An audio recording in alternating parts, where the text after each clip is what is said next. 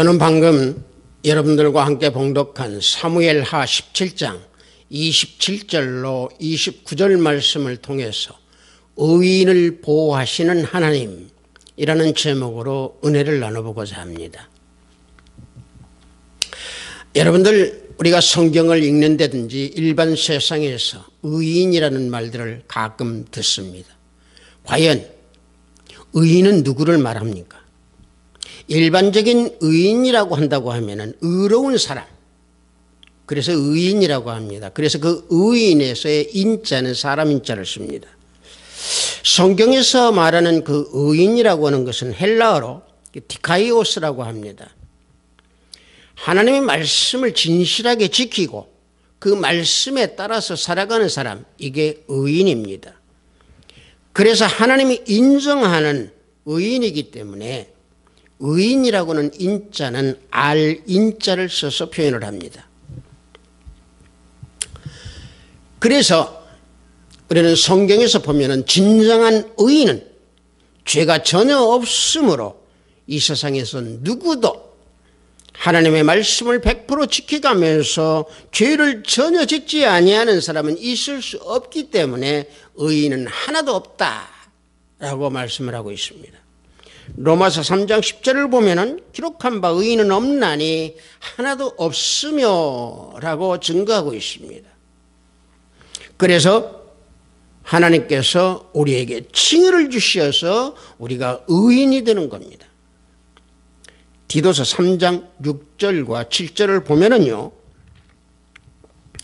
우리 구주 예수 그리스도로 말미암아 우리에게 그 성령을 풍성히 부어주사 우리로 그의 은혜를 입어 의롭다 하심을 얻어 영생의 소망을 따라 상속자가 되게 하려 하심이라 증거하고 있습니다. 이와 같이 하나님의 은혜로 의롭다함을 입을 때에 의인이라고 말할 수 있는 겁니다. 그런데 다윗이 은혜롭다함을 받은 의인이었습니다. 성경에서 보면은 고난을 받은 사람들 많이 있습니다. 모세도 있고 다윗도 있고 여러 선지자들이 많이 있습니다. 볼 때 고난은 받은 그 선지자들 중에서 모세는 가나안 땅을 밟지 못하고 죽었던 의인입니다. 그런데 다윗은 이스라엘을 다스리는 왕으로 오르는 그런 영광을 받은 의인이었습니다. 오늘 우리가 읽은 이 본문을 놓고 보면 다윗이 하나님의 은혜를 받는, 하나님께서 보호해 주시는 것을 보는 그런 교훈을 우리는 볼 수 있습니다. 지금 다윗이 자신의 아들 압살롬이 반역을 일으켜서 압살롬에 의해서 쫓겨다니는 신세가 되었습니다. 그 신세가 된 다윗이 지금 마하나임에 도착했습니다. 마하나임이라고 하는 것은 어떤 곳입니까? 야곱이 외삼촌인 라반을 떠난 후에 야복강을 지나가기 바로 전에 이곳에 머물렀던 곳이 마하나임입니다. 그런가 하면은 야곱이 하나님의 사자를 만났던 곳도 마하나임입니다. 마하나임은요, 또 사울이 길보아산 전투에서 죽은 후에 패잔병들이 도망했던 곳이 마하나임입니다. 그 마하나임에 지금 다윗이 도착했습니다. 그곳에서 지금 머무르려고 왔습니다. 그런데 그 마하나임에 다윗을 향해서 동맹군들이 모였던 곳이 또 마하나임입니다. 그런데 그곳에서 다윗과 그의 군사들이 뜻하지 않은 환대와 뜻하지 않은 도움을 받게 됩니다. 그것은 암몬의 그 전 왕이었던 나하스의 왕자인 소비라고 하는 사람과 또 로데발 사람 암멜의 아들 그 부자로 살던 마길이라고 하는 사람과 또 길르앗 사람 돈 많은 바르실레, 이 세 사람이 다윗을 환대하고 다윗을 보호하고 다윗에게 모든 도움을 주고 있는 것을 오늘 우리가 본문에서 보면 알 수 있습니다. 이 본문에서 보면은 바로 윗전에 보면은 압살롬이 지금 진쳐 있는 곳이 바로 앞입니다.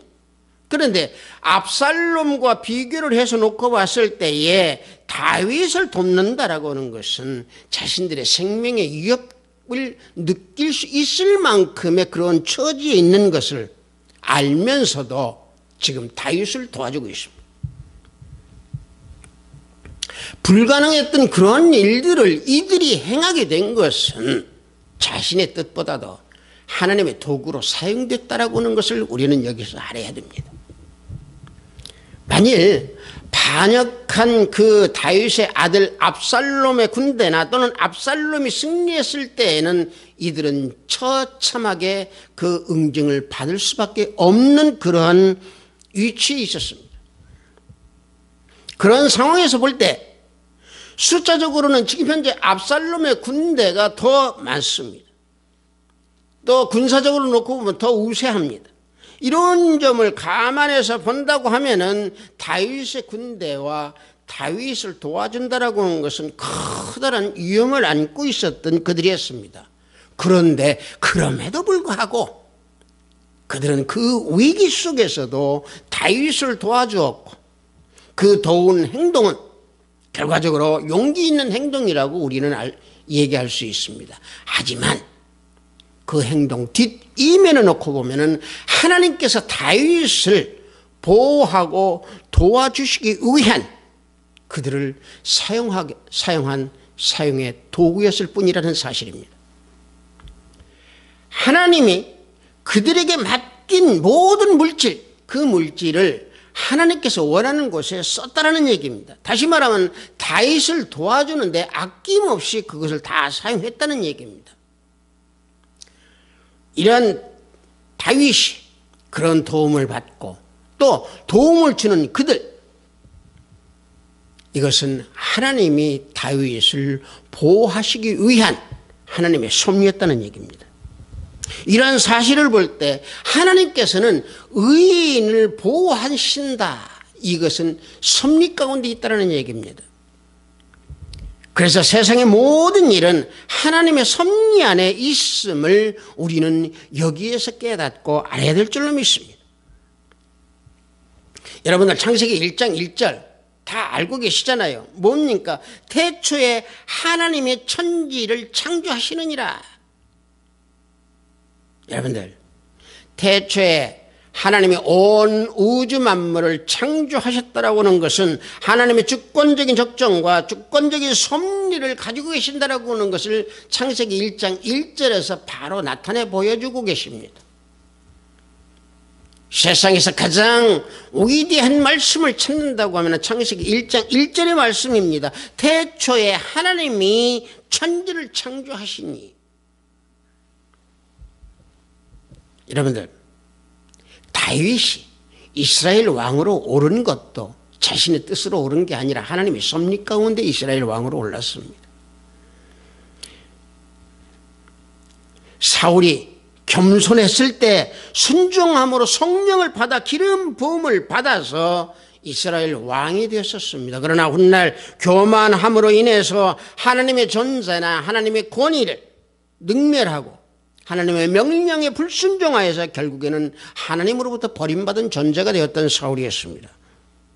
그래서 교만은 패망한다고 그랬습니다.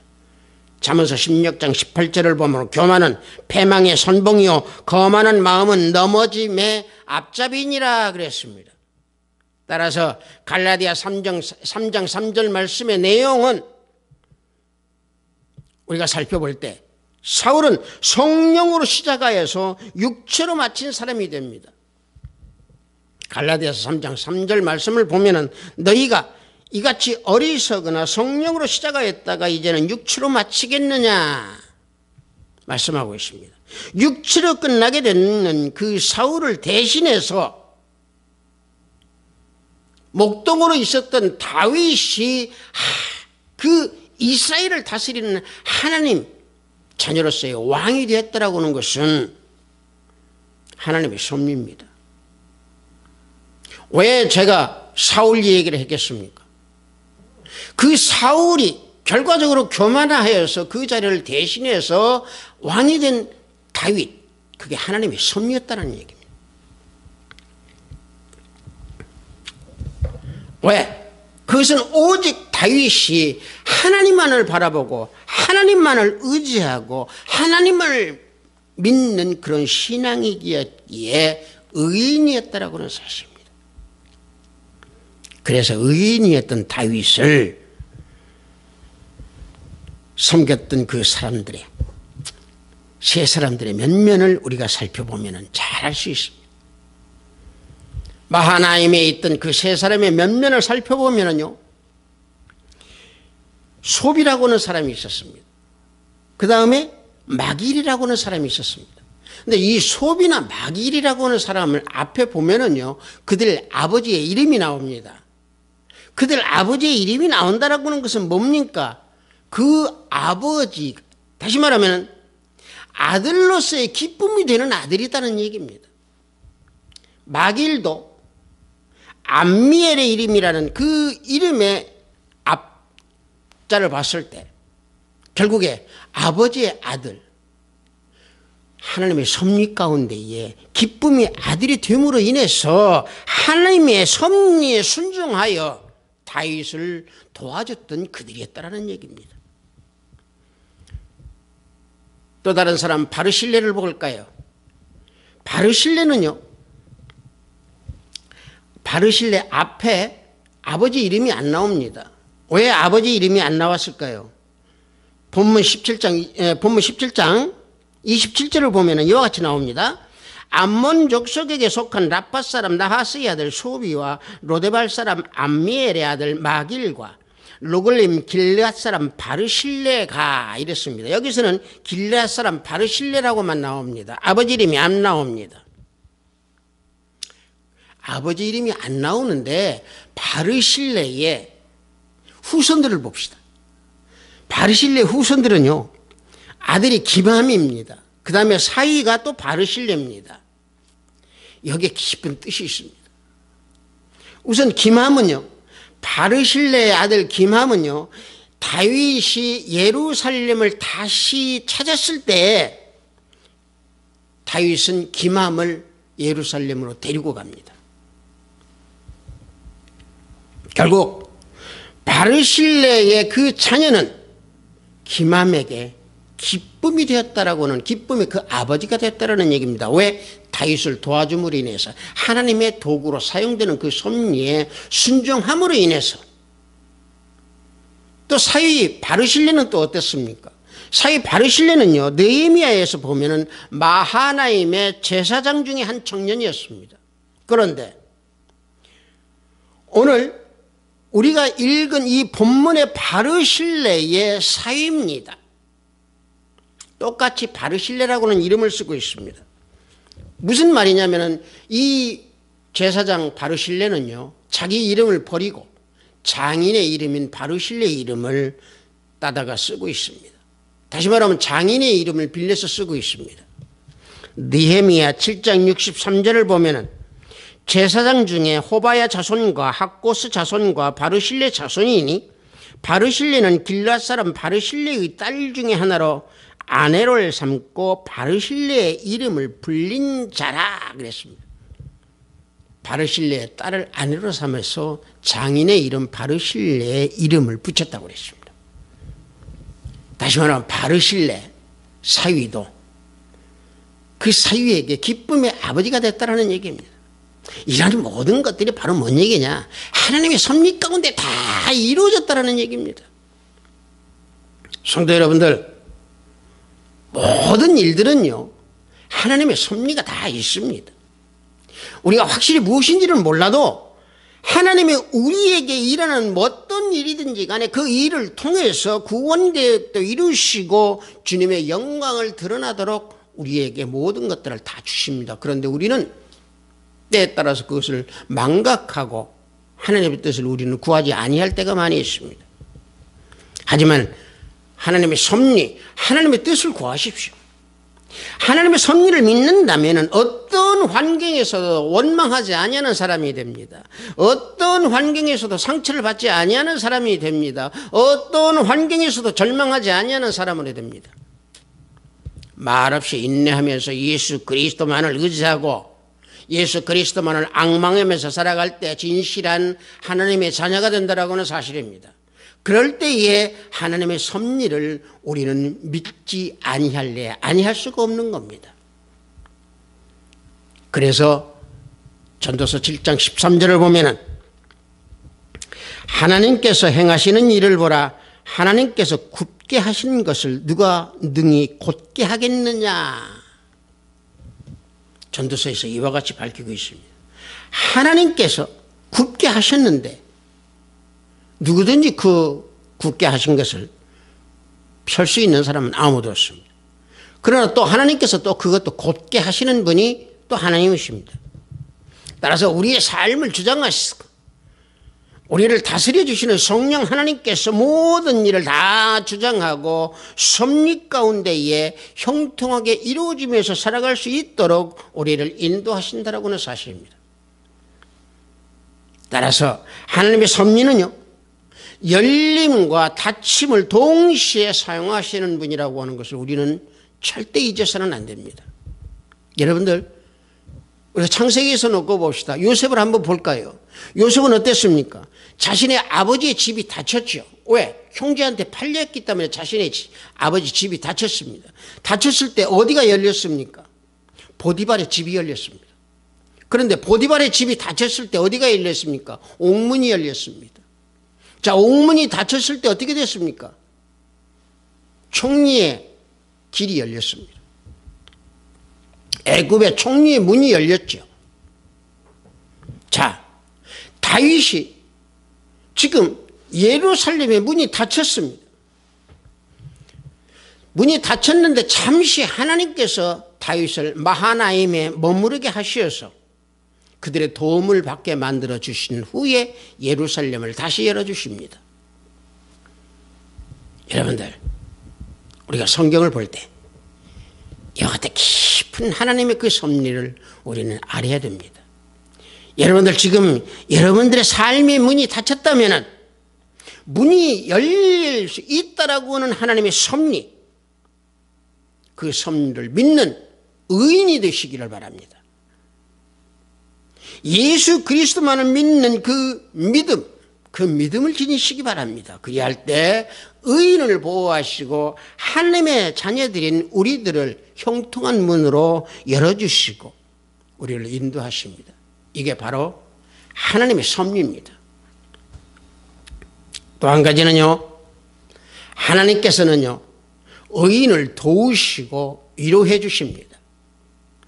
시편 86편 17절을 보면은 은총의 표적을 내게 보이소서. 그러면 나를 미워하는 그들이 보고 부끄러워하오리니 여호와여, 주는 나를 돕고 위로하시는 이신이다. 저 시편 기자는 이와 같이 고백하고 있습니다.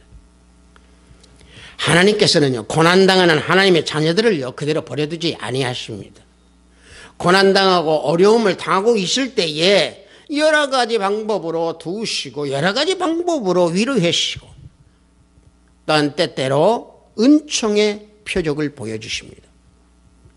시편 기자가 고백했던 그 은총의 표적, 그 은총의 표적이 결과적으로 하나님께서 우리를 보호하시고 우리를 구원해 주신다라고 하는 사실입니다. 왜냐하면요, 하나님께서는 우리 하나님의 자녀들의 그 인생을 불쌍하게 여기시고 구원받을 자격도 없는 우리를 택하셔서 사랑을 주셨기에, 예수 그리스도를 통해서 우리를 구원해 주시고 사랑을 주셨기에 오랫동안 참으시면서 자비와 은총과 은혜로 돕고 우리를 위로하시고 건져주십니다. 여러분들, 오늘 우리가 읽은 이 내용, 우리가 봉독한 이 내용의 다윗을 한번 보십시오. 마하나임에 있는 이 다윗을 볼 때 아들 압살롬의 지금 반역으로 인해서 어려움을 겪고 마하나임까지 지금 와 있지만은 하나님께서는 돈 많은 부자들을 통해서 도와주시고 위로해 주고 계십니다. 조금 전에 말씀드린 대로 나하스의 아들 소바나 또는 암미엘의 아들 마길이나 또는 길앗 사람 바르실레를 통해서 하나님께서는 다윗을 도와주고 있습니다. 이들은 그들이 한 게 아닙니다. 하나님께서 그들을 사용하셔서 다윗을 도와주신 겁니다. 이와 같이 하나님께서 항상 의인들을 도우시고 위로하시고 함께 한다는 이런 사실을 우리는 깨닫고 체험해야 되는 그런 하나님의 자녀가 되어야 될 줄로 믿습니다.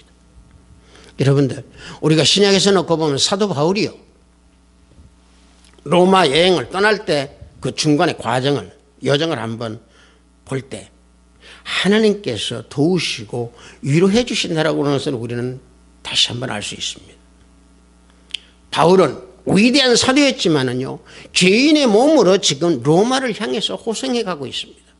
호송되어 가고 있는 그가 억울한 누명을 쓰고 가고 있지만은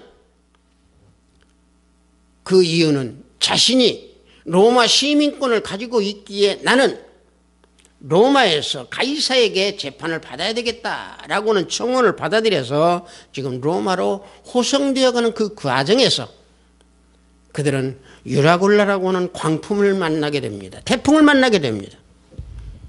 그때에 배에 있는 모든 짐을 다 버려버립니다.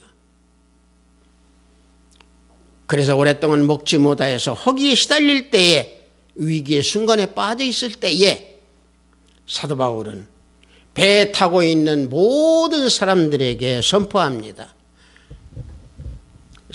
사도행전 27장 24절과 25절을 보면은, 바울아 두려워하지 말라. 내가 가이사 앞에 서야 하겠고 또 하나님께서 너와 함께 항해하는 자를 다 내게 주셨다 하였으니 그러므로 여러분이여 안심하라. 나는 내게 말씀하신 그대로 되리라고 하나님을 믿노라 선포합니다. 하나님께서, 천사가 바울아 두려워하지 말라, 가이사 앞에 서야 하기 때문에 내가 너와 함께 하리라. 항해하는 자 모두가 함께 하리라 하는 것을 알려줬을 때에 나는 그 말씀 그대로 되리라, 나는 믿는다. 하나님께서 도와주신다는 것은 나는 믿는다라고 선포하는 것을 우리는 볼 수 있습니다. 확실한 믿음을 주셨습니다. 말씀 그대로 된다라고는 믿음을 주셨습니다. 위로와 도움입니다. 이사야서 57장 18절을 보면은요, 내가 그의 길을 보았은즉 그를 고쳐줄 것이라. 그를 인도하며 그와 그를 슬퍼하는 자들에게 위로를 다시 얻게 하리라. 여러분들, 우리들은요 가끔 주님께서 우리에게 그 좁은 길을 주셨습니다. 그 좁은 길을 지금 현재 걸어가야 하는데도 불구하고 그 길을 걸어가지 아니하고 내가 내 뜻으로 내 길을 걸어가려고 합니다. 내가 그 길을 보았다고 그랬습니다. 하나님께서 그 길을 보았기에 그 길을 지금 고쳐주신다는 얘기입니다. 올바른 길로 인도하신다는 얘기입니다. 그래서 위로를 얻게 해주신다는 얘기입니다. 위로하시는 하나님께서는요, 그 길을 고쳐주십니다. 그래서 슬퍼하는 사람들을 위로하고 어려움을 당하는 사람들에게 보호하시고 또 위로해 주십니다. 내 뜻과 내 생각으로 걸어가는 그 고난의 길, 어려움을 당해도 하나님께서는 구원해 주시고 그 은혜를 베풀어 주신다라고 하는 사실 우리는 잊어서는 아니 될 줄로 믿습니다. 하나님은요 항상 의인과 함께 하십니다. 말씀을 붙잡고 말씀대로 살아가려고 하는 우리 하나님의 자녀들, 그 가운데 항상 함께 하십니다. 그래서 큰 위로를 받기 위해서는 겸손한 모습으로 말씀에 순종하며 예수 그리스도 주님 앞으로 나가야 됩니다. 그래서 주님께서는요 팔복을 말씀하시면서 애통하는 자가 복이 있고 위로를 받는다고 했습니다. 애통하는 자가 어떤 사람입니까? 복음의 말씀으로 인해서 애통하는 마음이 있어야 한다는 얘기입니다. 아파하는 마음이 있어야 한다는 얘기입니다. 그러한 백성을 하나님께서는 위로해 주신다라고 하는 사실입니다. 베드사이버교회 형제자매 여러분들, 하나님께서는요 칭의를 우리에게 주셨습니다. 그래서 우리를 위로하십니다. 하나님께서 우리를 위로하고 우리를 도움을 주신다라고 하는 것을 여러분들 믿으십니까? 의롭다 칭함을 받은 우리 하나님의 자녀들은 힘들고 고난 받는 그러한 삶을 살아가는 것을, 이것을 하나님께서는 원치 않습니다. 그래서 힘들고 어려움을 당했던 다윗에게 하나님께서 이와 같이 사람을 사용하여서 도움을 주었던 것처럼 우리들에게도 도움을 주시고 우리에게도 위로를 주시고 우리가 넘어지지 아니하도록 세워주십니다. 아비트 사이버교회 성도 여러분들, 우리가 살아가는 이 시대는 때때로 시시각각 위기가 닥쳐옵니다. 절망이 닥쳐옵니다. 고난이 닥쳐옵니다. 어려움이 닥쳐옵니다. 그럴 때마다 우리는 예수님보다 더 크게 세상을 바라보면 아니 됩니다. 만약에 그런다면 우리는 좌절의 늪에서 우리는 벗어날 수가 없습니다. 칭의 일을 받은 우리 하나님의 자녀들은 믿음으로 굳건하게 서 있을 때에 캄캄한 어두운 칠같이 어두운 밤이라 할지라도 빛 가운데로 우리를 인도하셔서 평탄한 길로 우리를 평강으로 인도하십니다. 어려운 것이 문제가 아닙니다. 고난이 문제가 아닙니다. 믿음이 문제입니다. 예수님이 주신 그 생명 안에서, 주님의 생명 안에서 거하면서 살아가는 내 자신을 바라볼 때에 우리는 반드시 하나님께서 우리를 도와주시고 우리를 인도하신다라고 하는 그런 사실을 우리는 꼭 깨달아야 될 줄로 믿습니다. 여러분들에게 어려운 문제가 닥쳤다면 그 문제를 여러분들 스스로 해결하려고 하지 마십시오. 내 생각과 내 뜻을 버려버리고 오직 예수 그리스도만을 향하는 그 믿음으로 위로와 도움을 받아서 형통하게 일려가는 그런 삶을 살아가는 우리 하비트 사이버교회 성도 여러분들이 다 되기를 주님 이름으로 축복합니다. 잠시 기도합니다. 아버지 하나님 감사합니다.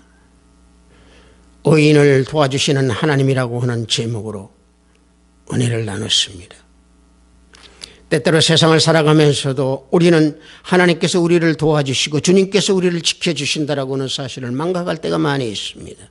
그럴 때마다 성령 하나님 다스려 주셔서 깨닫게 하시고, 그럴 때마다 말씀으로 의지하여 주님 앞으로 달려나가는 우리의 모두 형제 자매들이 될 수 있도록 인도하고 축복하여 주시옵소서. 항상 주님의 생명 안에 거하면서 성령 하나님께서 내 안에서 역사하실 수 있도록 자리를 내어드리는 그런 심령이 될 수 있도록 우리 모두를 붙잡아 주시고 우리의 모두의 심령 아버지 하나님 열어주시옵소서. 감사드렸고 예수 그리스도 이름으로 기도드렸사옵나이다. 아멘.